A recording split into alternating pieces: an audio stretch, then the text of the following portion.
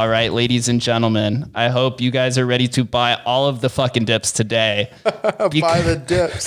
Let's go. For the first time ever in the Guest List podcast history, I have a literal and physical human being sitting across from me. Oh, man, the legend. I'm fucking excited. Before we do start, I want to say thank you to everybody who voted in the Twitter poll regarding the people that you'd like to hear from. By an overwhelming amount of support, founders and entrepreneurs came in first place. I for sure thought Server Babes was going to make it, but everyone wants to hear from the founders and entrepreneurs. They get Instagram. But I think it's because founders and entrepreneurs, we all have a unique backstory, but there's something that's common within all of us. It's how we overcome obstacles, and we will find any way to get to the point that we need to. And so that's why I got my good friend over here. I don't know if you guys have been paying attention recently, but over the past 2 months, I've seen people literally taking $200 and turning it into $2,000. And I'm not talking about Bitcoin. I'm talking about the sports cards market. And how this market is rising with no sports is beyond me. But I want to know what's going on. Yeah, and supply and demand. My boy sitting across from me, he's one of my good friends. He's one of my coworkers over at the nightclub.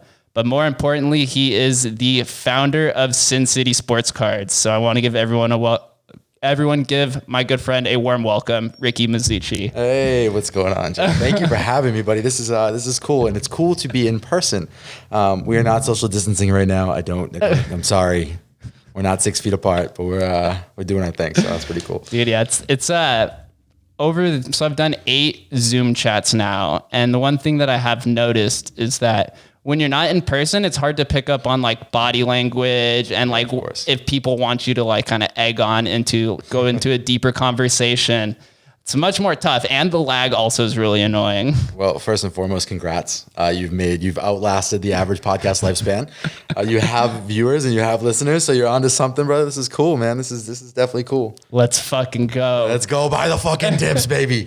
But before we get into this crazy sports market, I just want everyone to know that I am sitting across from a TikTok legend. Oh, please. I'm a one video killer, let me tell you. Maybe the best one and done ever on TikTok. You got to give the people what they want, but I'm not doing it. You're getting one video and one video only from me. That is it. This man posted one video on TikTok during WrestleMania, and I looked the other day and it has around 400,000 views, and he has like 6,500 followers because of it. Yeah, I had like 6,500 followers, like 15,000 likes on one video. I was the #1 trending video with the WrestleMania hashtag on TikTok. It was like me and then John Cena, which is interesting. It actually is funny because Tony Henderson, who used to work with us, his fiance Katie, actually, she texts me out of like nowhere. She's like, Ricky, you gotta post your wedding intro video on TikTok. It'll go viral. And I was like, Katie, like honestly, like I don't really care to, but you know, whatever. Like I sent her the video and I was like, I made a TikTok and I was like, here's my login, post it, like do your thing. And then sure as shit, like a few hours later, she's like, oh my God, like you're on the this page, and then you're on the popular page, and holy shit, you're #1. And like it was funny. And then that night at like 1 a.m, they took away like all my views. It was gone. The video was gone. And I was like, well, what the fuck happened here? And apparently if like you just post one video and it goes viral, TikTok like questions it because they think you like stole it from somebody just to get kind of clout or whatever. But that was it. That was my one and done. My wedding intro. My lovely wife allowed me to walk down the aisle with the WWE title belt and Stone Cold Steve Austin's theme music on the Bellagio fountains, and you know it's all history from there. So.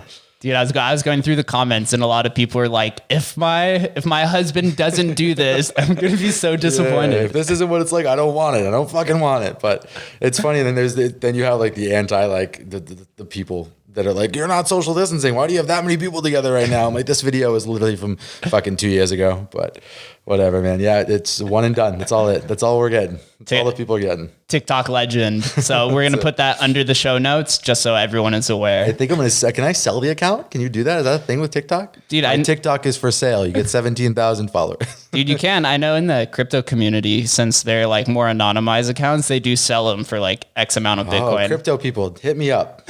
Hit me the Bitcoin. You can get the Bitcoin. You can get my TikTok. Buy the fucking dips. all fucking day. That's been the motto. But so as we were talking about founders, I think people's backstory is always important to the position that they end up today, where you are in this giant sports card market. Can you give everyone your backstory from your childhood, how you ended up in Vegas, leading up to becoming the founder of your current business? Yeah, I mean, I grew up about 20 minutes north of Boston in this little city called Methuen, Massachusetts.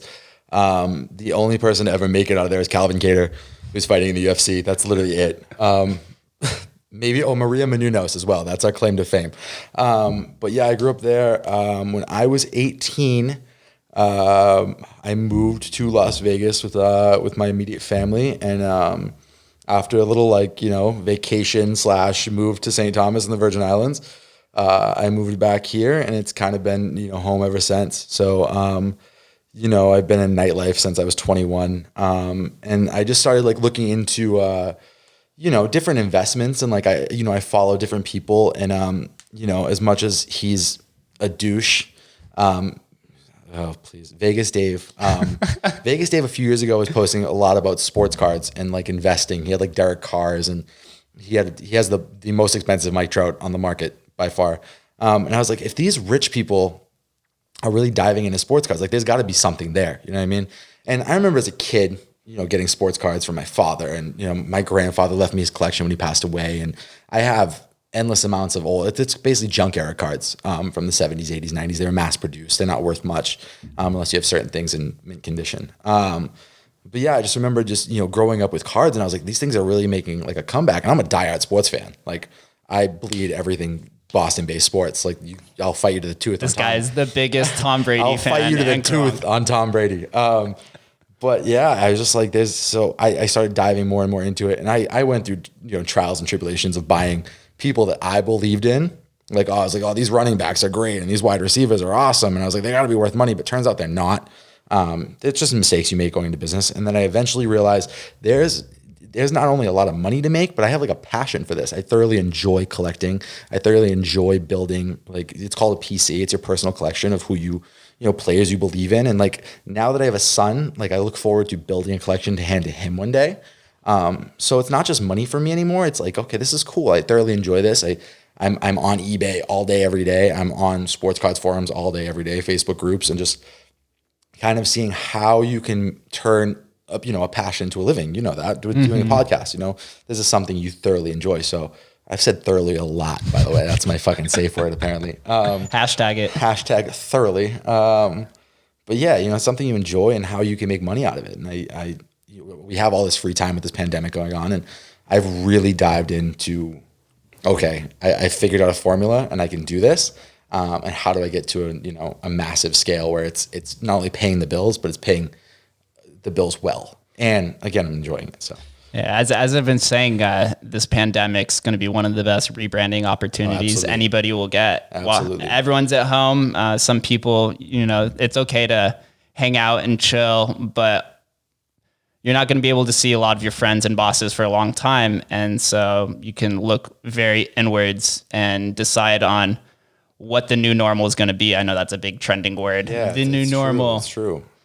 I mean, you have all this free time. I mean, most of us, I should say, can't go to work. Most of us, don't have a job to go to if we wanted to. So, and, we're moving towards more of the future, I guess. The digital world. The digital world, technology based. So it's either kind of get with it or you get left behind. And we saw that, years ago in the past. I mean, my father can't use a computer to save his life. God bless him. I love him with my whole heart. But, you just kind of have to adapt to the times. That's all this whole thing is, how you adapt and how you make the best out of the situation. So, one thing I've learned is that the internet literally has everything. And everything. I had tweeted a few weeks ago on how our parents felt trying to learn technology is how I feel trying to learn content creation right now. Yeah, absolutely. Such a fucking minefield. And not only that, you have to there's so much you have to do, and you have to be so fucking active all the time. If you just spend if you're fuck it, I don't want to be on my phone today, and you just take a day off, you fall off the map. People are like, oh, well, they're fucking gone. What happened to them?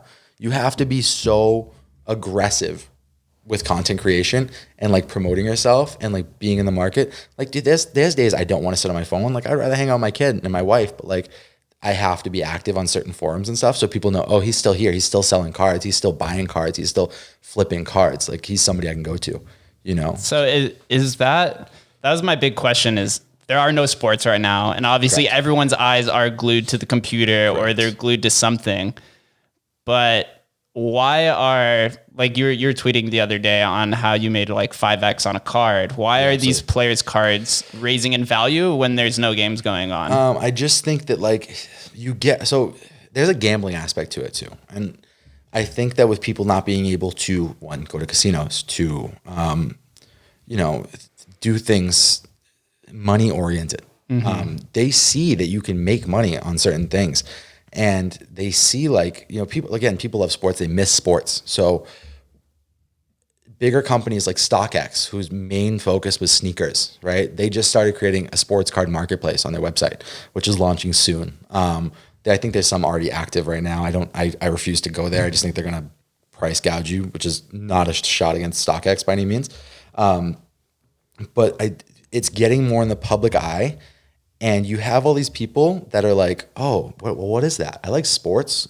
Or like you have the sneaker flippers that literally went from like, I can make, $200 on a pair of Jordans, but it's going to take me forever to get one pair. Or I can buy 30 Luka Doncic cards for $200. And if they grade well, I can flip them for $200 a piece. You know what I mean? So that's total wrong math, by the way. You can't get you cannot get 30 Lucas for $200. That's not going to happen. So there's basically, it's just a lot of crossover within the degenerate gambling mentality. No, not just that, but like there's also, the grown men that couldn't afford sports cards when they were a kid. Like you couldn't afford the Mickey Mantle when you were a kid, or the adults in our the 50 plus, the 60 plus year olds that are like, I couldn't afford the Mickey Mantle card that I wanted back in the day, or I couldn't afford this. Now they have this money that they don't know what to do with. And they're like, shit, this is something like I can get this card. I wanted this Griffey when I was a kid. I wanted this Bo Jackson card when I was a kid. I couldn't afford it. I can get it now. And it's just coming full circle. Everything comes full circle. You know what I mean? It does. The things you wanted when you were a kid that you couldn't afford, now you can buy as an adult, and you kind of get back into it. And the market has just exploded in a sense that like everything is limited now. Like, and there's certain players. It's just like the stock market though. Cards go up and down every single day. I got in an argument with a guy actually 2 nights ago because he offered me, I think, $60 less on a card because that's what it sold for 2 months ago, but now it's worth what I was asking. So you just kind of.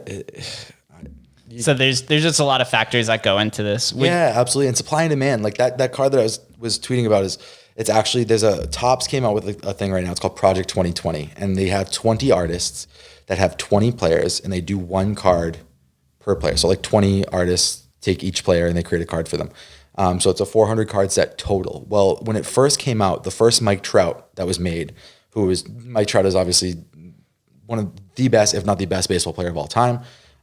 He is the most sought after in the baseball card world. The first Mike Trout that was made was by an artist named Ermsey. And no one really knew about Project 2020 at the time. It was like kind of like, oh, it's a thing, whatever. It's not going to be, Topps does all these like random shit all the time, and people don't really invest in it. They're like, it's whatever. It's Topps now. It's whatever. But he created this Mike Trout card, and the print run on it was so low. It was only 29. What's print run? So the print run is how many of that card is made. Okay. So the print run, for example, Ben Baller just did a Mike Trout card, and the print run on it was like 40,000. The print run for the Ermsey was 2,900. So there's only 2,900 of these cards out there, which sounds like a lot, but if you think about like worldwide, it's not really. So people started seeing like, oh shit, this print run is real small. I paid $17 for this card. Okay. I sold it for $460. But what really, really irks me is when Project 2020 releases a card, you can buy as many as you want. You can literally buy 1,000 of them if you'd like, if you have the money to. I was like, fuck it. It's not gonna be worth anything. I'll just buy one for my collection. Cool. One. I could have bought like 1,000 or 100 of these cards, and dumped 1,700 into it and have made, It's literally just like the stock market. When you miss on a trade, it hurts. It hurts. You kick yourself in the ass. But like I don't know a single person who bought more than 5. Like anybody I speak to in the sports card community, if you did, good for you. Congratulations. There's a guy who wrote me the other night asking if I was selling mine after it was sold. And he's like, I have 12 of them. I was like, well, that's fucking great. Dump them now because they're going to go down in value, but you buy the fucking dips, all day. But yeah, there's just, And the Gary V pump is a real thing. You know Gary V. I mean, Gary V if you guys don't know who Gary V is, he's pretty much like the public figure for entrepreneurship. He started Wine Library back in the day in like 2004 doing YouTube videos, and now he owns Vanner Media, which is basically like a cultural social media platform for brands, and he also has Vayner Sports agency as well. Yeah, and he'll tell you what was his biggest missed opportunity was Uber. Was that somebody? I think so. Yeah. Somebody came to was like, "You want to invest in Uber?" He's like, "That's never gonna fucking work." No, I'm not. And now he's like, "Well, I kick myself in the ass for that all the time." But Gary V is a huge advocate for the sports card world. There's the biggest convention for sports cards. It's called the National every year, and he goes every year. He buys a booth. He sells cards. He talks to people. And this dude is a multi-millionaire. He's out here flipping cards for $200 because he thoroughly enjoys it. Yeah, I have that same passion in a sense, but I don't have obviously the capital he does. But the Gary V pump is a real thing. Like, and his quote too is nostalgia sells. That's like absolutely. Something that he always goes on, and he always tries to find trends that are basically staled and died out, and he thinks they're gonna be able to reboot and energize. And he was on sports cards. 5 years ago. I mean, 5 years. He convinced CJ McCollum, the basketball player to invest in sports cards. And McCollum made, I think it was like $400,000 in 1 month following the Gary V method. I mean, the Gary V pump is real. There was a Tiger Woods card, nobody collects fucking golf cards. Like, if you do, sorry, no disrespect, but like, I don't know a single person who's like, I got a massive golf card collection. It's sick. You got to see my Jack Nicholson cards are insane. But like, there's a Tiger Woods rookie card that was selling for like graded, like PSA 10 mint card graded for like $70. And he was like, I'm really into this Tiger Woods card. And fucking the next day you couldn't get it for less than $220.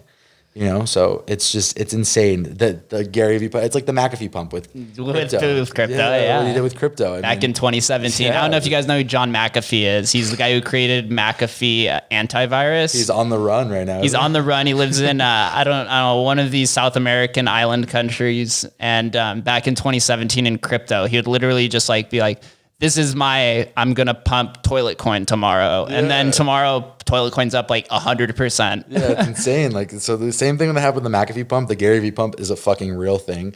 Same thing. There was a Gleyber Torres card who was a rookie for the Yankees. I mean, his rookie cards were like, whatever, $30, $40. I just hit the mic, so if you heard that.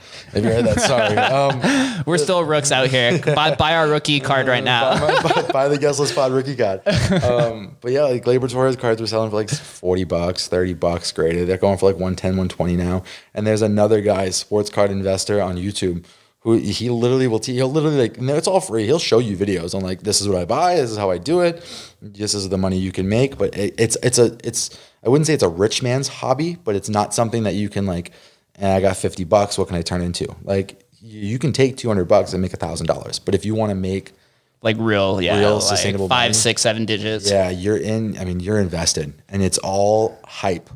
So would you say, since we've been comparing this to stocks, would you say that like an individual person's sports card is almost like an equity within that person itself? Yeah, absolutely. I mean, you're definitely buying equity in a person. You're definitely buying, it's all belief too. And it's all hype. Like, for example, you know me, I'm a diehard Pats fan.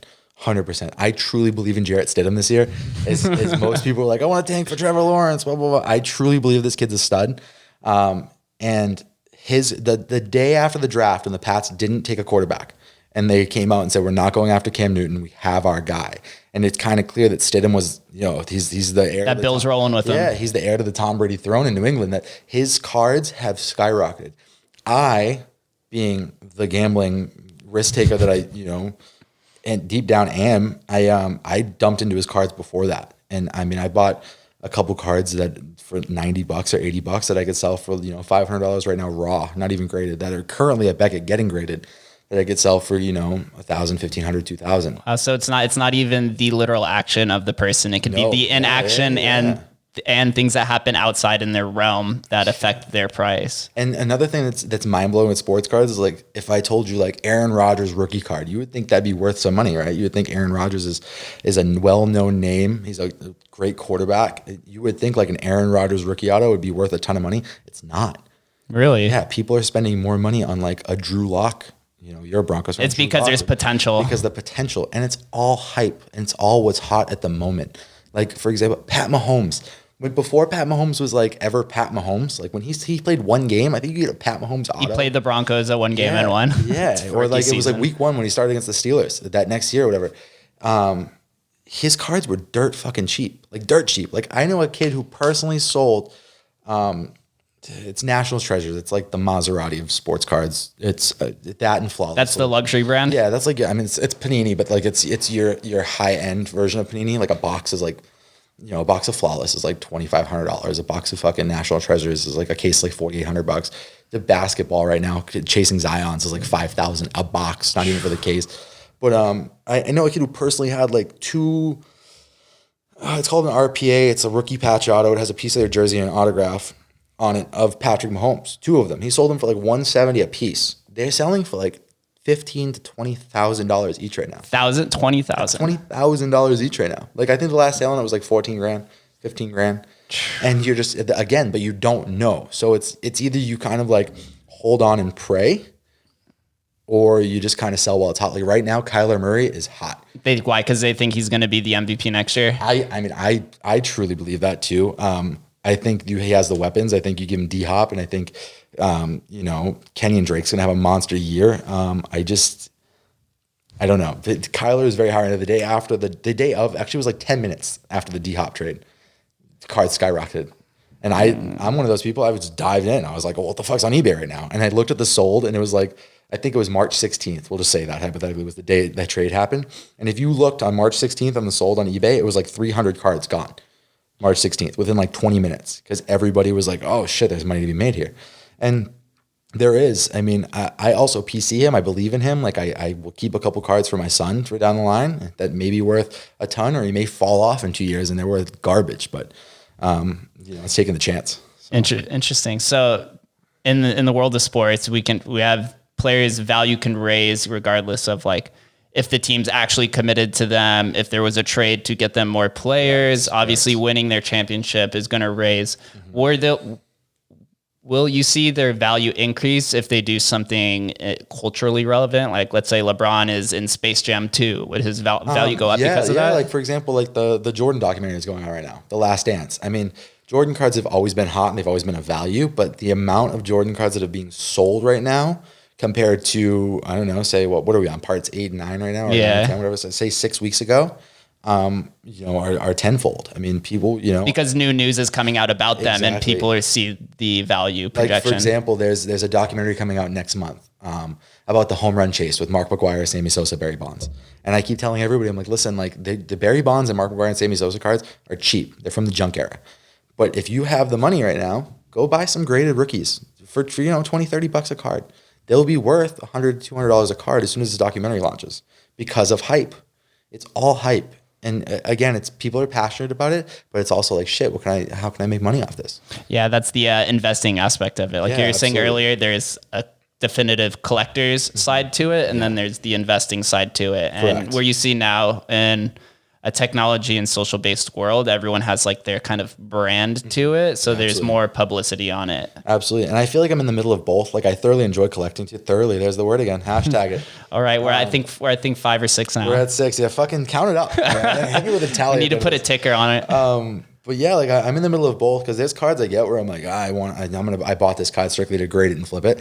Where I get it, I'm like, damn, I kind of like this. Like I want to keep it like long term, and you get an emotional attachment to things because, especially with eBay, like if you're fucking grinding it out in like an eBay bid and you're battling some dude for the last 5 minutes on a card and you're paying way more than you fucking should for it, but it's like I gotta win. And then you get the card and you're like, I worked for this shit. I didn't just hit buy it now. I worked for this. So yeah, there's some cards that I have like an emotional attachment to, and I'm kind of like, fuck, I want to keep this. But it's that nostalgia. It keeps you in there. It reminds you of your childhood. Absolutely. I remember being a kid, throw them in the bicycle wheel, makes a noise. So what if we've established all of the different attributes and scenarios where a card can increase? What would decrease a player's value or card? So to be honest with you, the only thing I'll tell you, if you don't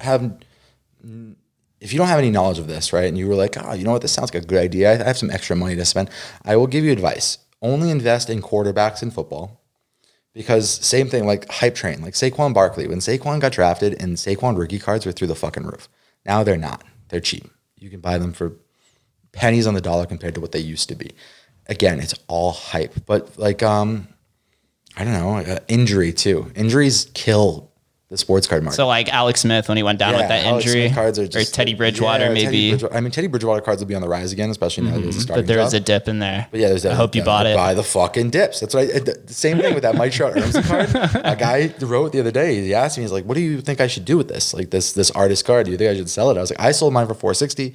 The highest peak it reached was 500. They're dropping. He was like, well, what if it drops lower? I was like, you buy it back. I was like, what do you mean? You buy the fucking dips. Like, you buy it back and then eventually flip it again for more money. It's only going to come back around for certain players. Mike Trout is a solid investment. LeBron James is a solid investment. Michael Jordan is a solid investment. Zion Williamson cards right now are just... That his hype was real, even in high school and then coming into Duke. Yeah, ESPN was all over him. People are selling like his so they're called base cards. They're literally they're nothing. It's a card just with his picture on it. It's not a special parallel. It's not numbered. It's not hard to get. People are selling those for like $200 graded. Like they're just fucking in packs. Like what's graded is that? So graded. So when you get a card, they come raw, but you can send them to companies. There's 3 companies right now. There's more, but there's 3 reputable companies: PSA, BGS, which is Beckett, and then SGC, which is coming around. I'm not a fan of them. I think they're slabs, which is basically the thing the card comes in. Kind of looks corny. I don't know. Collectors, the value of them's there, but like the collectors are kind of like, I don't fuck with those, even though it's still graded. But yeah, so you get a raw value of a card, but if the card is mint and like you think it's going to grade well, like a PSA 10, which means it's perfect, or a BGS 9.5, a BGS 10, which is perfect, they're, the value is 3-4 times. So these are just like auditors who are giving or determining the appropriate value for it? Yeah, correct. I mean, you have, again, and some of, like, they're so backed up.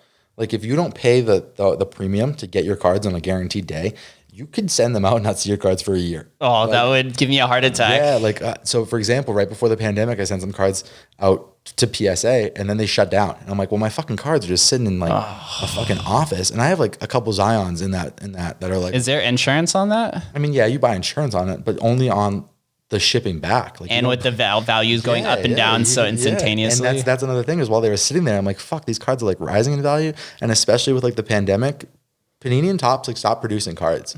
Like Topps put a hold on like Bowman Chrome, which is a big baseball product. They've put holds on like products coming out. So older product is skyrocketing. So like I have some Zion cards that were sitting. Luckily they'll be back like next week or the week after. But literally, and I sent those out end of February, and we're in May. I'll get them back maybe first week of June.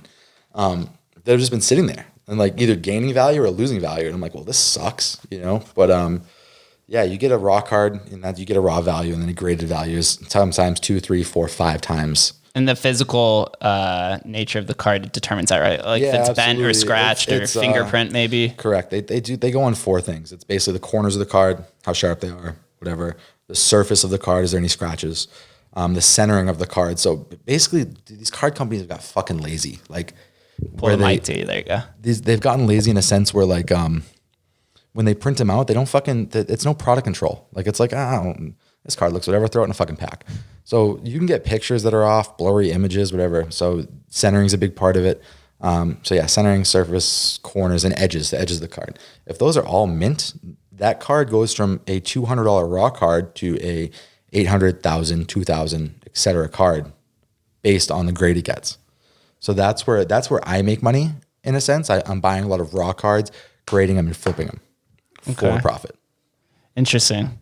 I think with the sports card industry, and it just blows my mind that the values go up and down with no sports going on. It's insane. And so I did see that MLB is supposed to come back, or the first sports come back. I think it was July or June? Fingers crossed. Is that market kind of exploding since that'll be the first? Again, baseball has always been a hot product, and like what blows my mind about baseball is prospects. Like there was a Wander Franco card. Now Wander Franco is a prospect in the Devil Rays organization, and so he's not even in MLB. He hasn't even played a fucking game in MLB. And his rookie card, like his 1/1 Superfractor, which is like the only one in the world, is that 1/1 card, sold for $80,000. What? 80 fucking thousand. The guy has never played a fucking game. Why would you even buy that? I feel like that'd be a top. Because it's just, he's the number 1 prospect. But again, like he could come to the league and fucking flop.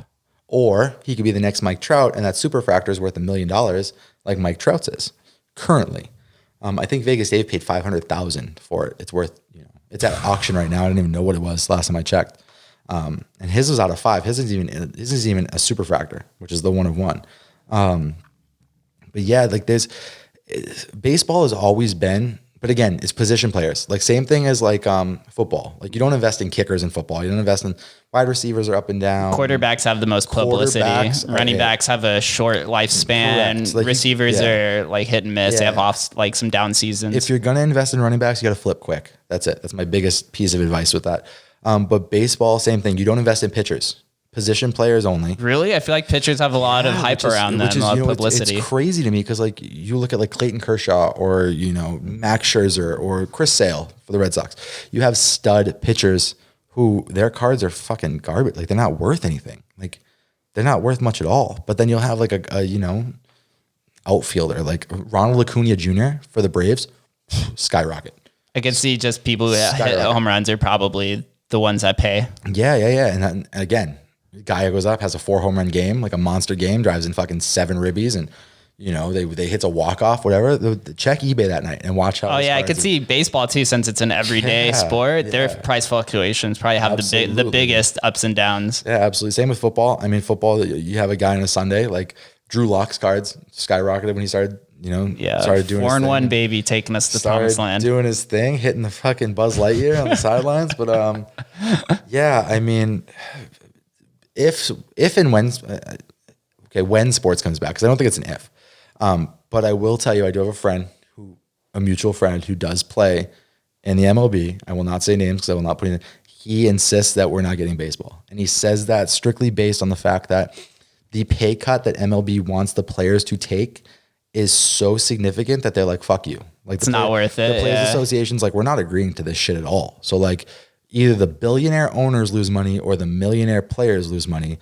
So they think the billionaires should lose money, which I mean, at the end of the day, it's all a fucking becomes business. Such political too. It's all a business. And you know what's crazy is like different states, like Arizona's like, fuck it, we're ready May 15th. Because they're a smaller Let's market. play fucking baseball. We'll let the fans in. We don't give a shit.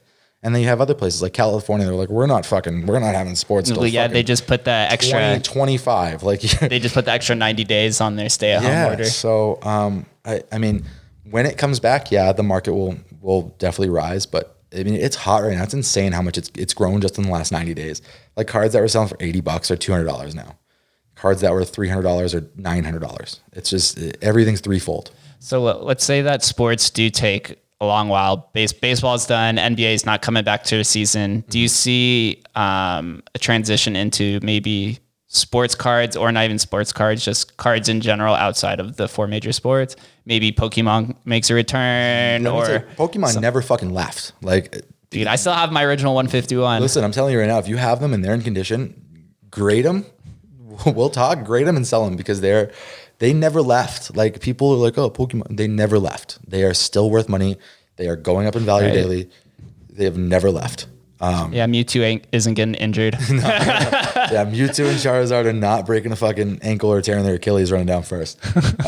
They never left. I don't know much about like the Yu-Gi-Oh or like the other stuff, but there's money there. I mean, there's definitely money there. Anything hobby related, there's money. Like it's just what you're passionate about and what you have fun doing. That's really. What do you know of any other sports, or I wouldn't even say sports, just any different cards? Like, are there? I know esports is becoming popular. Are there like esports cards? Not that I know of. I mean, there might be, but like I'm not in that realm to the point. Like even hockey cards. Like I know nothing about hockey cards, and there is a lot of money to be made in hockey cards. The Young Gun series from Upper Deck is huge.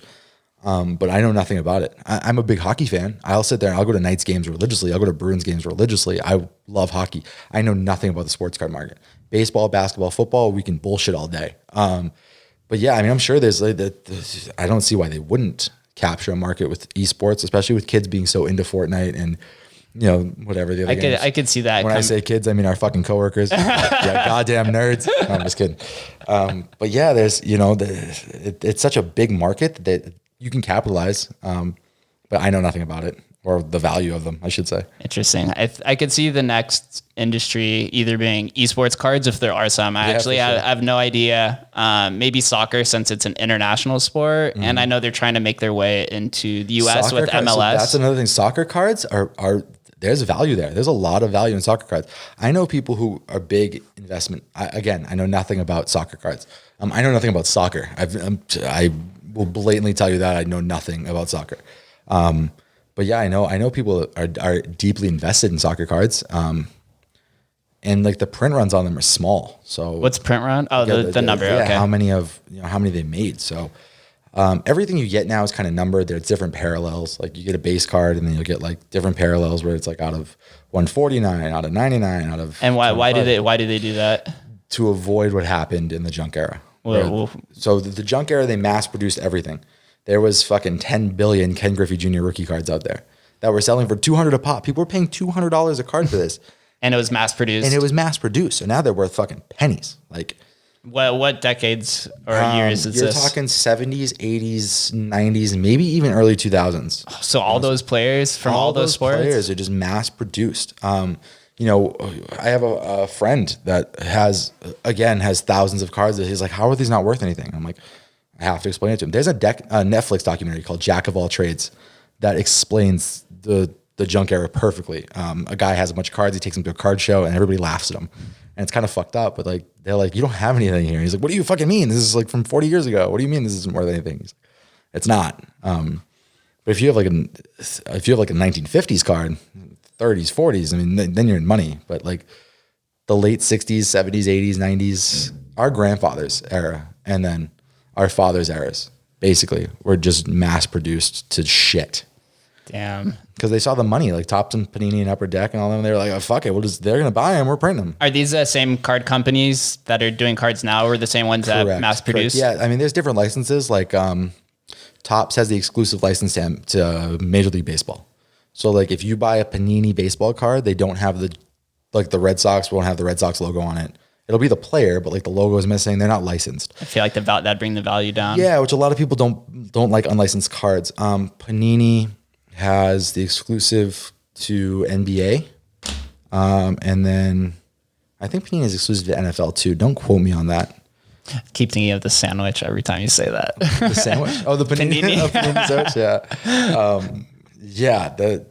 Those are your major companies. Upper Deck has the exclusive to NHL hockey. And WWE cards, wrestling. Dude, I used to have WWE cards back in the day. Don't fucking sleep on wrestling cards. I want to talk about wrestling. I know you're a big wrestling fan. Yeah, I'm a diehard. I was such a big wrestling fan back in the day in the Attitude Era. I was WCW first and foremost, and I used to have wrestling cards. But then I drifted away for a while. But I see WWE everywhere now. It's making such a return. It is a massive global brand. Massive. I will not lie to you. The product they are putting out right now is absolute dog shit. Like, it's fucking terrible. Like, if you watch it, you're like, oh my God, what the fuck is this? It is nothing like when we were kids. It is nothing like the Attitude Era. It is completely fucking... But you'll still have guys from it. Like, The Undertaker is still wrestling. Like, he's still fucking... Yeah, he has a documentary coming out, right? It just started last week. I find it funny because it's called The Last Ride, and it's like The Undertaker's The Last Ride. That's a signature with move. The Jordan The Last Dance. I'm like, they fucking plan this perfectly. But yeah, I mean, WWE is a massive, massive global brand, and they have partnerships with everybody. They have partnerships like Make-A-Wish Foundation. They have partnerships globally. They have partnerships with like Saudi Arabia and like. Oh, I saw that was in a deep turmoil. Yeah, I mean, there was a lot of issues like with all due respect to other nations and ethnicities and all that, but they're not big on female. Yeah, anything. I think females were just allowed to drive in Saudi Arabia recently. So they had the first ever women's wrestling match in Saudi Arabia, and they threw water bottles at these girls walking to the ring. Like, it was fucked up. So there was a lot of turmoil for that. They actually kept them. They wouldn't let them leave. Like, there's a big story. They wouldn't let the wrestlers leave. Like on a plane? Yeah, they like kept them on the plane. They would not let them leave. Like Saudi. Like, they were like, no, you're not fucking leaving. Like, they kind of kept them captive. But money speaks. I mean, Vince McMahon is a brilliant mind. Dude, I mean, he's selling the XFL where he put $100 million of his own dollars into it, and that doesn't even faze him. I feel so bad for those players though. So bad. Because that was their chance, and some of them signed contracts. It was doing well too. It was doing well. I enjoyed it. I mean, the football was fucking terrible. But I mean, it was something to watch, you know what I mean? But I feel really bad for those. But yeah, I mean, same thing with XFL. He dived into XFL, turned it into something, trying to sell it for, whatever, pennies on what he put into it, I guess. But yeah, WWE is just, it's everywhere. They're so, and for a long time, they really didn't have much competition. So they kind of just cornerstone the market. Dude, I was such a WCW fan, and we had them on their heels. They were backed into a corner, and he just shoveled out cash. There's a big documentary on the WWE network. They have their own fucking network. Like, you don't buy a pay-per-view anymore for $60. You buy the network for $10 a month. But yeah, there's it's called the Monday Night Wars, and they talk about WCW and WWF, which what it was back in the day. WCW had them. They had them fucking cornered. Like, they were done. Dude, NWO, that's all you got to say. And then the wrestlers is what ruined it. The wrestlers had these exclusive contracts where they kind of dictated shit. Like, it wasn't storylines. It was, I'm not fucking doing that. I'm not dropping the title tonight. I'm not fucking doing this. So they kind of just drove themselves into the ground. And then Vince McMahon pounced and bought them. But there's AEW now, which is big. It's on the rise. It's giving them a little run for their money, which was... is that the one by Cody Rhodes, which is Dusty Rhodes' son? Dusty Rhodes' son, Cody, and Tony Khan, who is the owner of the Jacksonville Jaguars. He's the main investor of it, and it's Cody Rhodes and Chris Jericho, who was a big WCW guy back in the day. Yeah, he has a big podcast too called Talk is Jericho. Talk is Jericho, which is pretty good. So they're giving them a little run for their money, and you definitely have those... You could definitely see the lines being drawn like you had back in the day with WCW fans and WWE fans. I'm just an overall wrestling fan. I'll watch both shows. My wife laughs at me. She's like, "You're so fucking corny. This is getting so terrible." She was into it for a while with me. Don't get me wrong. She went to WrestleMania with me and all that, but now it's so bad that like it's hard to watch. I turned on WWE a few months ago, and it just seems like the product fit that they're trying to go for is for the youth and the young kids. Geared. You don't see the blood coming out anymore. No. You don't really see the weapons. Well, they went from when we were kids, it was TV 14, and now it's PG, I think. So they went down as far as that. So they can't do certain things on television. But AEW is TV 14. They're doing the blood, the steel chairs, the fucking swearing, all that. Like the adult version of, I like to consider AEW the adult version of wrestling.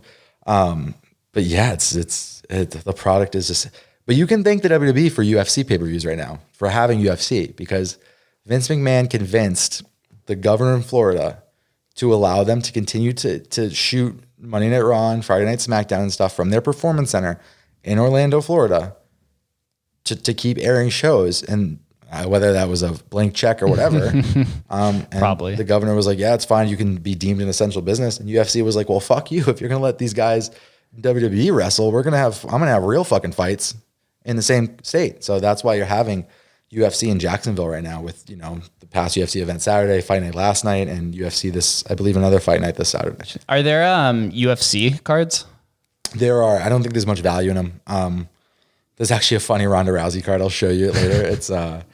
It's a product called Topps Triple Threads where they put like words at the bottom and they fill them in with like pieces of her ring shorts and stuff. But like the highlight of it is just his ass. They're trying to like sexualize it. It's sexualized. It's real fucking childish, to be honest with you. But I'll show it to you after. And it's pretty funny. But dude, so the link I sent you yesterday was one of your Celtics players got a contract with the WWE. Oh, yeah. Enes Kanter. He got offered. He was on WWE before. Was he? Yeah, he won the 24/7 championship. Who is your current champion is Rob Gronkowski, which is 24/7 too. And I did read an article that the WWE was going to let him still honor and defend it, which I think is a great like cross-platform sponsorship. Yeah.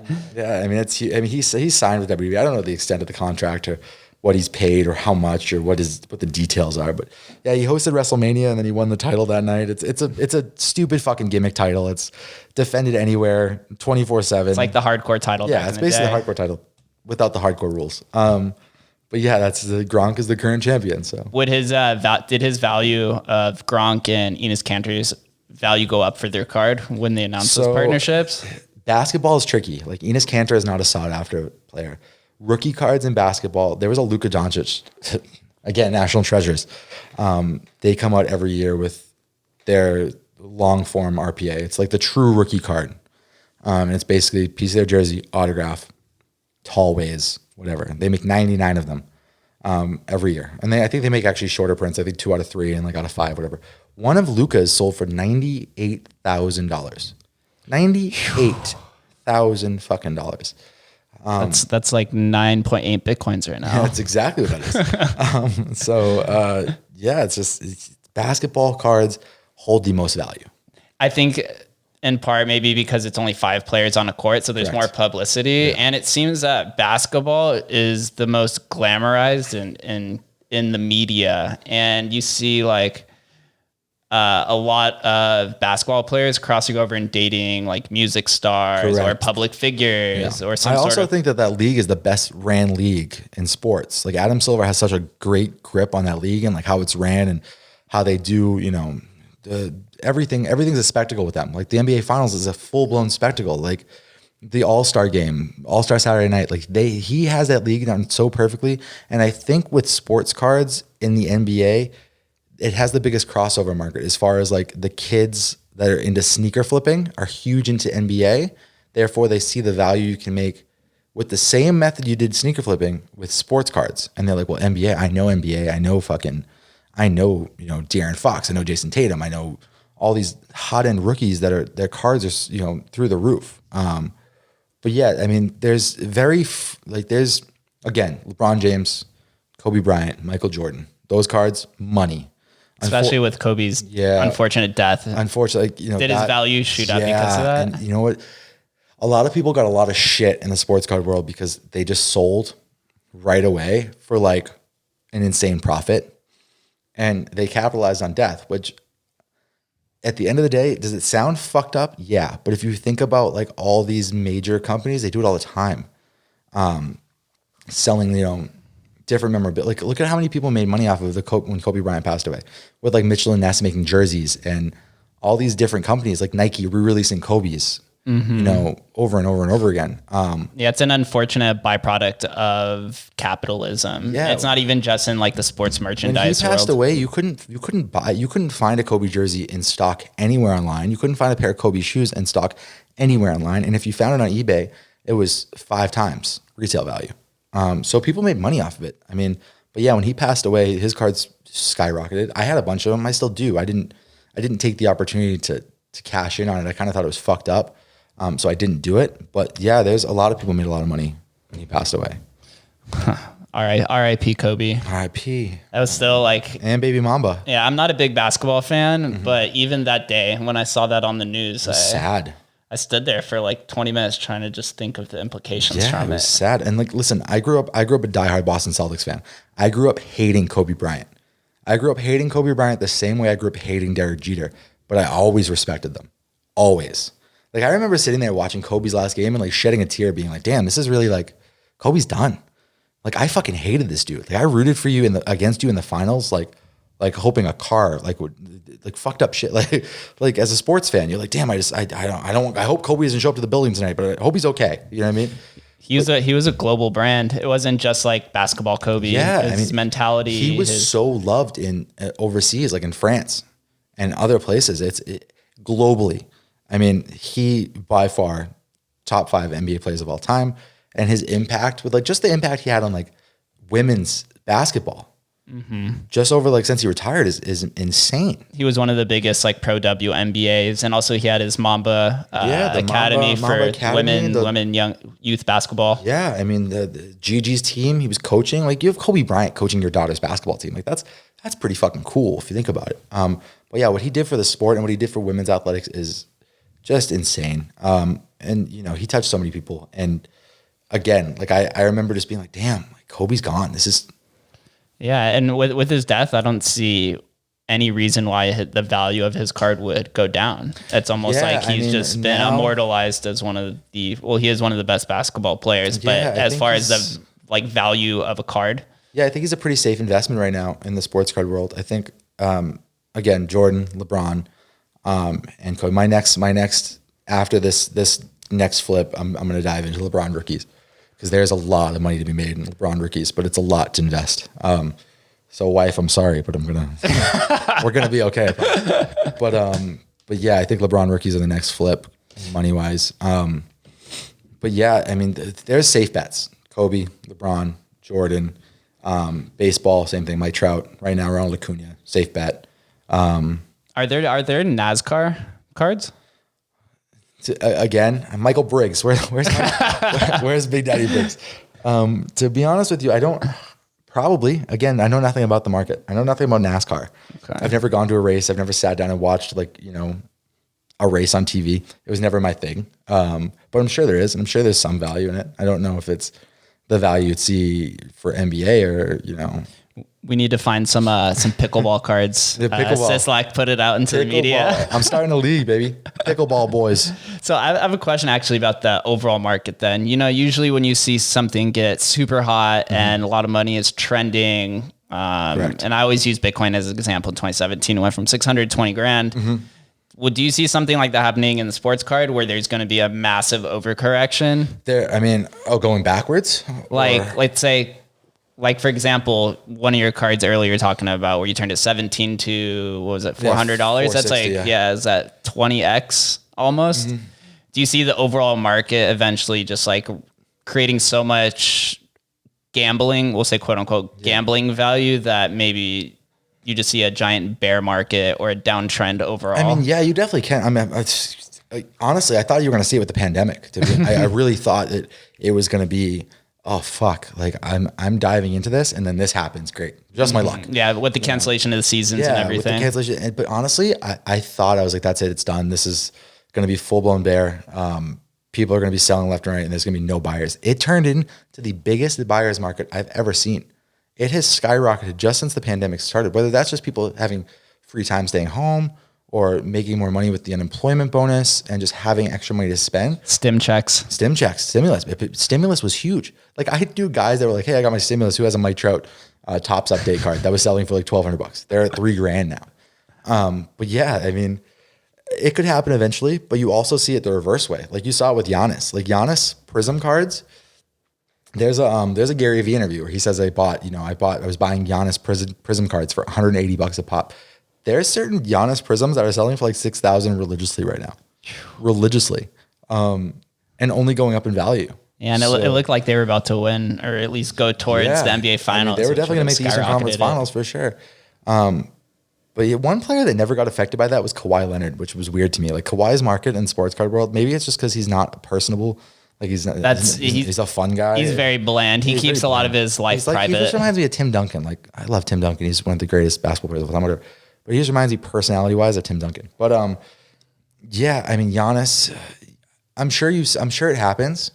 I mean, I'm sure it happened with it happened with Baker Mayfield. Like Baker Mayfield's cards when he got drafted, fucking through the roof. Walk on to the first overall pick. Talk about a great narrative. Through the roof. Like Baker just fucking, you couldn't get a Baker rookie autograph, like a decent one, for less than like $700. Now like $150, $200 for like a good, like low numbered. So yeah, it happens. Like players fall off. But as an entire market, I don't know. I don't know what it would take, because if a fucking global pandemic doesn't do it, I don't know what will. And with the popularity of it, unless Topps and Panini and Upper Deck just kind of say fuck it and start mass producing shit again, and the overflow and the abundance of cards is there, and that kills the value. But I don't see it. Yeah, everyone's switching over to the deflationary model and products. And it's all supply and demand shit. Like it's all supply and demand, and the different variations of cards, different prisms, different low number thing. They carry different values. So I don't know what it would take for the entire market to kind of skydive. Mm-hmm. Especially, like I said, if a pandemic couldn't fucking do it. Nothing can. If a pandemic can't kill a fucking sports card market, I don't know what will. Going to the moon. But yeah, it's only getting more popular. I truly believe that I give it 3 to 4 more years, it'll be bigger than it ever was, in a sense of you'll see it more. Yeah, because you'll see a lot of people our age or even our grandparents who loved it for so long, they'll be back into the market. Or maybe you'll see celebrities or somebody like, I don't know, somebody with huge amount of money like Mark Cuban coming in and it's like, all right, I'm investing $50 million into this industry. Yeah, I mean, Gary Vee, again, the Gary Vee pump was real. He's really the forefront of like the public figures as far as it. But like, for example, another thing is you can't find sports cards. Like you either have to buy them at a hobby shop, which there's only 2 in Vegas. There's one called Legacy Sports Cards, and then there's another one that I've never even been to. And another thing about sports cards, the market. So like, for example, like Prism basketball or like Select basketball, for example. I sent Jay Will. Jay Will was like, I'm near the sports card store. I'm gonna go and check it out. And Select basketball was like $200 a box when it came out. Okay. I said, ask them what the price of select basketball is when you get in there. It was $460 because of supply and demand. So the hobby shops were like, well, fuck it, I can get more for it, so I'm going to sell it for more. You can only get sports cards at hobby shops, online, but a lot of these big sports card investors have bots where they buy them out. And the way they do it is they'll start boxes at $1,000 online, and then they go down every 10 minutes. So you can get whatever you want if you want to spend the money for it. Or Target and Walmart sell them. But I will challenge you, anybody listening to this that has any interest in this, I challenge you to go to a Target and go to a Walmart and see if they have any in stock. They don't, because people make deals with the vendor who fills them up, and they know when they're coming in and they're gone. They never even make the shelf. That just reminds me, just like sneakers. Yeah, it's sneakers on a different level. So do you, I guess now that Vegas and the rest of the world is starting to reopen, do you think you'll see a mass rush to the sports card stores, brick and mortar, or do you think they'll eventually just die off and everyone's going to transition to online? I think, I don't think they'll ever die off because it's something, again, nostalgia. Nostalgia sells. There's something nostalgic about going to a sports card store and picking out a box or looking at cards they have for sale or just bullshitting with like old timers that are in the It's very emotional. Yeah, it's very like it holds, it reminds you of your childhood and certain aspects of it. So I don't know if they'll ever die off. I mean, I'm sure some have shuttered. I'm sure that some will not reopen. But the good thing about sports card stores is a lot of them do box breaks from their back room, and a lot of them do online sales as well. So they didn't really get affected by the pandemic as much as you would think, because I don't know how much foot traffic they necessarily do on a given day. I'm sure on release days, like when a certain product comes out, they're fucking slammed, but that product's gone by whatever time of the day. Now that you're talking about release, that's made me curious. What is the release like for sports cards? Is it per season? Like I know with sneakers, it's like you have to you have to pay to hop in line that hops in another line. Yeah. Does sports card have a similar style? There's a website called cardboardconnection.com, and they have the release day for every product that's set in stone. But product gets released throughout the year. Like for example, the NFL season's been over since February, correct? A lot of high-end NFL product just got released right now from last season. That has like I'm buying Kyler Murray rookie cards that just came out in boxes like a month ago, but the season ended in February. I wonder if that's for like hype to like renew interest. I'm sure it's definitely to renew interest, but I mean, these sports cards, dude, they're so smart. They have so much product now, and there's so many different like variations of product.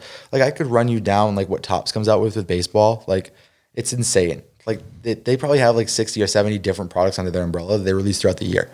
So every month there's something new, but it's just, again, it's different price points too. You can buy a cheaper product, or you can wait for a more high-end product. Or another thing that changes value of cards is if it's an autographed card, if it's on card, like if they've signed the actual card, or if they just signed a bunch of stickers and then stickers were slapped on the cards at the product. If it's on the card, it's worth more. Worth more, of course. But yeah, I mean, there's so much product, and it comes out year round. God damn, fucking capitalism. Yeah, it's insane. These companies are they're literally printing money. I mean, realistically, they're printing money. And at the end of the day, like you kind of talk to yourself, and you're like, this is a fucking piece of cardboard with a grown man's picture on it. And I'm sitting here like, damn, this is cool. Like, but realistically, it's just a piece of fucking cardboard. But like we're saying, it's like the social investment into that player's overall. Yeah, and then you're rooting for them. You know what I mean? It gives you something to cheer for, I guess, in a sense too. I'm not the type of person that's going to sit on something long term. I'm big on hype flips. I'm big on like, right now what's buy hot the right rumor, now. Sell the news. Yeah, it's exactly it. I'm hot on like, okay, this is what's going right now. I know I have a 3 to 6 week window to sell this. Like Drew Lock is coming up right now. Like Drew Lock will probably be a flip I'll do soon. Baby. Yeah, like right now I'm big on Kyler Murray and Jarrett Stidham flips. Zion Williamson, still those, but it's whether you hold long term and pray for the massive payoff, or do you just take a bunch of little wins? Yeah, don't get burnt on the greed. No, yeah, you can't get burnt. Take a bunch of little wins. Happens to a lot of us. The Gary Vee method is to sit and wait. I'm the Ricky M method is to flip while it's hot and buy the dips. Signatured here. So let's talk about your business specifically. We've gone on this for almost an hour now. Jesus Christ. Yeah. I'm sorry, people, you gotta listen to my fucking voice. No, we have to set the backstory and precedent for the sports card industry as a whole. There's a lot that I didn't realize about it. But Now you're known as Sin City Sports Cards. Previously, you were known as Sin City Breaks. Correct. Can you let the listeners know and myself what is Sin City Breaks and why the transition? To dumb it down, to sell it to you as simple as possible. Sports cards are expensive. Again, it's a rich man's hobby. A case of sports cards is a lot of money. Like what? 1,000 to 2,000 to 3,000 to 4,000. And how many are in a case? It depends. Like certain product, like National Treasures, is 4 boxes in a case, and I think there's 10 cards. So you're getting 40 cards in a case for $4,000, which is you very, very, very rarely make your money back on buying a case. So again, the average person can't afford a case. They can go buy a pack, but you don't know what's guaranteed in the pack. Like if you buy a box of sports cards and it says 3 autographs guaranteed in the box, but there's 12 packs, you don't know what packs those cards are in, those autographs are in. So you could be buying a crapshoot. So what you do is a lot of companies, they're called breakers. They buy cases of cards and they'll sell the individual team. So for example, Jake, you're a Broncos fan. I'm a Patriots fan. We'll just say Panini Select Football, 12 box case.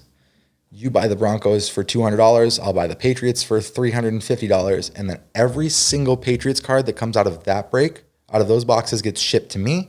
Every Broncos card gets shipped to you. You can, and now there's a chance that they don't pull a single Broncos card out of that. And then I'm just burnt? And then you're burnt, which is a thing. I, 2 years ago, launched Sin City Breaks, a breaking company. I think we did a total of 4 or 5 breaks, and I lost my ass. And I lost my ass because I didn't do enough R&D, and I didn't do enough. I didn't understand how many people were actually doing this, which there's a shit ton. There's a whole website called breakers.tv, and there's fucking dudes breaking cards all day. And that's live stream then? Live stream. Everything is live streamed through YouTube, or their own individual website, or Breakers TV, or Twitch, but most people just use YouTube. One of the biggest is Leighton Sports Cards. Their prices are through the roof, though. Another big one is Buck City Breaks. Those dudes have come so far in the 4 years I've known them. And just this, they had an article in Sports Illustrated recently about the sports card market, and they talked to them about it. So their business is booming. But yeah, we launched Sin City Breaks. We didn't do enough R&D, and I lost my ass on it.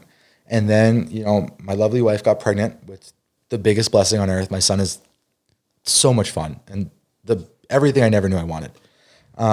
Baby Brady. Yeah, Baby Brady's the shit. The true Pats fan right there. Born and bred. Yeah, he was Brady before he was.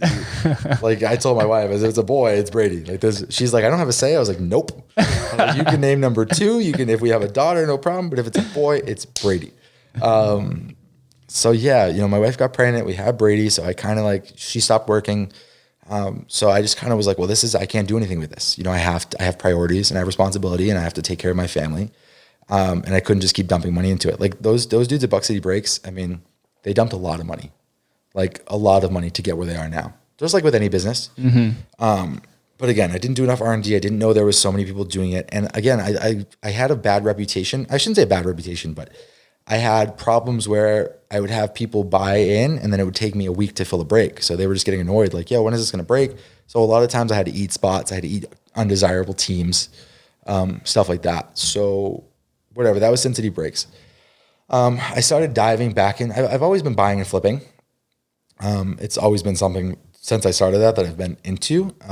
But once I finally figured out a formula on how to really make money doing it, and I figured out the shipping aspect of, I was still paying $9 to ship out a package a month ago. Oh, that's not cost effective. No, at all. Now I'm paying $3, but it took me time to learn. So I was losing a lot of money. I was just making rookie mistakes within business. And I realized I'm doing all these flips, but people were like, hey, you do breaks? And I was like, well, I used to. Comes full circle. Yeah, I was like, well, I used to, but I don't anymore, or I don't currently. So I switched the name up on Instagram, Sin City Sports Cards. I still have the LLC of Sin City Breaks, basically DBA Sin City Sports Cards. There was another Sin City Sports Cards. I believe it was a card shop, but they went under. So I bought the website. I bought everything. I'm going to in the process of amending the LLC to DBA as Sin City Sports Cards. And the Instagram at Sin City Sports Cards is kind of what I switched it to. And again, buying and flipping. Just building a reputation where people are like, hey, and building not just a reputation, but relationships. I talk to people, I talk to these dudes, these dudes like from the middle of nowhere for like hours on end about cards. And it's just, it's fun. And just, again, building a reputation so people can trust me and know, hey, I wonder if Ricky has this card that I'm looking for, or I wonder if he knows where I can get it, or et cetera. So once I've built a big enough, base with that, right now I'm selling everything on eBay, which is killing me fees wise. I mean, I'm still making money, but you could always be making more, or Facebook groups, or forums, whatever. But the goal is within 6 months to 1 year, to have SinCitySportsCards.com launch and only strictly selling there, once I can avoid the eBay fees. And then if that gets to the point where I'm doing enough, I would like to dive back into breaks, because there's so much money to be made in breaks. There's so much money. Yeah, because it's like wholesale cards. Yeah, it's insane. Plus, well, that's another thing too. When you have wholesale, like a wholesaler's license, like I have, everything's allocated, but it's allocated based on your previous year's purchase. So like sought after product, you can't get right away. So you're sitting here buying shit product just to build up your allocation, just so you have a chance to get newer product. So like, say for example, like National Treasures football, I couldn't get that right away, but all the big breakers have it. So people are buying their breaks. And then here I am 3 weeks later, like, hey, I finally got it in stock, but everybody's dumped their, or blew their wad into these breaks previously, and they don't have any money to buy into mine, so I'm screwed. So they're waiting to flip their own cards. Yeah, until exactly. Until they get money to dive back in. So there's a lot that goes into it. A lot that goes into break. That would be the end, the last step. Right now, it's just, again, I'd love to go to the National next year, which is the convention, have a booth selling cards. Is that like the mecca of sports cards? Yeah, it's the mecca. It's the CES of the sports card world. And that is it here in Vegas? No, it changes every year. This year is I believe it was supposed to be in Cleveland this year. Last year was in Chicago. I don't know where it's scheduled for next year. They just changed it. They canceled it this year and moved it to December. So maybe still TBA. Yeah, it's still TBA. Maybe I could go this year. I don't know. It just depends. Depends where I'm at. But yeah, I mean, that would be a nice trip. And what happens at this convention? Is it just people flipping, or is there booths and speakers? There's speakers. There's Gary Vee he did a conference last year. There's speakers. There's events. But it's mostly just a bunch of nerds in the hobby just buying and flipping and bullshitting sports cards. And it's it's a 3-day convention. I think 3, maybe 4 days. And yeah, it's just 4 days of just sports cards. Oh, there's no doubt that this next one is probably going to be massively overloaded with people. It's huge. With the hype train coming towards it. Yeah, not only that, but people are dying to do things. Like I was reading about casinos. Like every casino that's opened up in this country has had their biggest revenue day yet. Mm-hmm. Yet. We're all pent up. Yeah, it's a bunch of pent up, like, fuck. Like, I'm so sick of going to the grocery store and Target. And that's literally it. Like, I went to sushi yesterday. I felt like I was like, oh, how did that feel? It was good, but I felt like I was fucking, I don't know, like I escaped like, I don't know, Rikers Island or some shit. Yeah, like, I went and got a haircut the first day that they were open. Yeah, and it's a props to being bald. I've been the same since this started. Oh, it felt great. Yeah, I'm sure. I mean, sushi was cool, but like, again, it just feels illegal. Like you feel like you're doing something wrong when you shouldn't. And every state's different. Yeah, every state is. I don't know. I don't want to get into politics and all that. Just follow my Twitter if you want to hear my rants. Conspiracy theories. Oh, I love them. I love them all. I bet you there's probably been a huge rise in conspiracy theorists through this pandemic, just because of the pure boredom. Yeah, for sure. And the way that people's minds race. And there's so much knowledge out there, and it's a fucking click of your finger, like. And not just knowledge, like, listen, I'm a very big believer of believe nothing of what you read and half of what you see. But I can't lie. Like, I'm like, damn, this makes more sense than that. So yeah, like there's gotta be something going on, a bigger picture. I don't know, but teach their own. That's the respect. Yeah, teach their own. You're allowed to have your own opinion. That's the blessing of this country. Dude, well, we've been going at this for an hour and 8 minutes. This was a fun convo. I always do 2 exit questions on the way out. Okay. Because I don't want to hold you for too much longer. I'll let you go back and do dad and husbandly stuff. Go back to the dad life. My first question is, the year is 2030. What is the status of the sports card industry? 2030, so 10 years from now. Yeah. What do you see? 10 years from now. I see it being I see it being much more publicized. I can just only fucking imagine what a Michael Jordan rookie card will be. What a 1986 Fleer Jordan would be valued at in 10 fucking years. My God, with the inflation of the dollar and just, I think it'll be huge. I think it'll definitely be huge. I think it'll be what sneaker culture is now. Actually, I shouldn't say, I think sneaker culture is on the decline. I was gonna say, I don't really hear about it that much anymore. What sneaker culture was 3 years ago, I think that's what sports cards will be. I think I don't know. I just think if it keeps getting more and more in the public eye of, influential people talking about it, I just don't see how it just dies off. And again, cards have not gone away. They've been here since, I don't know, the 20s or 30s. Yep. I mean, they worked out the kinks of the overinflation. Yeah, they've worked out that they figured it. I mean, I wouldn't say overinflation because there's so much fucking product out there. It's just buying. It's just whether you want to buy shit or you want to buy gold. You know what I mean? If you want to buy a little bit to have or you want to, buy a little bit to hold. That rhymed, by the way. That was a full-blown fucking rhyme. TM it right now. Oh, Jesus Christ. I think it'll be big. I think it'll be a lot bigger than it is currently, and it's pretty big now. One thing that I've thought of while we've been sitting here is I'd like to see kind of how you see with like stocks and all these like crypto and gold, how you see charts of up and down bear patterns. I'd like to see that for player specific cards. There is. Someone stole my $1 million idea. Yeah, no, there already is. There's actually, so again, there's a YouTube channel called Sports Card Investor, and he has a tool that he already created. That's what I would love to see per player. He has that, and it basically he'll price down. Like I think he bought a Giannis card for like $10,000, and he basically shows you how he like came to that valuation. And it's a chart like that. It's basically the same thing, and just where they were at, where they're selling, where they're going. It's like a stock market for sports cards. I would definitely compare the sports card market to the stock market. Again, buy the dips, sell when it's hot, and get buy the fucking dips, and baby. get the fuck out when you're up. Because I mean, you can lose your ass on it for sure, especially if you dive into a player, that just flops. Like, for every fucking Patrick Mahomes, there's a Joe Flacco. There's 1,000 Johnny Manziels. If you think about it, for every Pat Mahomes, there's 1,000 Johnny Manziels. He's relevant on the in the culture though, so it makes me wonder if his value goes up. But that's for a different day. Who, Manziel? Yeah, God, his value is shit. He's money, Manziel. Don't listen to me. Don't listen to me. His value is shit. Don't go buying Johnny Manziel rookie cards. I promise you. All right, yeah. And so for my last question, I've asked this to everyone so far. Obviously, your company is called Sin City Sports Cards. Mm-hmm. What does Las Vegas mean to you as a person?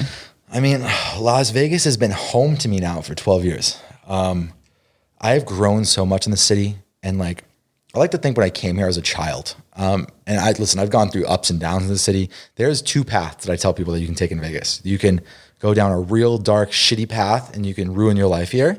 Or you can network, and you can make so much money, and you can meet so many dope fucking creative people, and you can experience so many cool things in Vegas. Just think about what we've seen at work, dude. For 5 years, just in the last 5 years.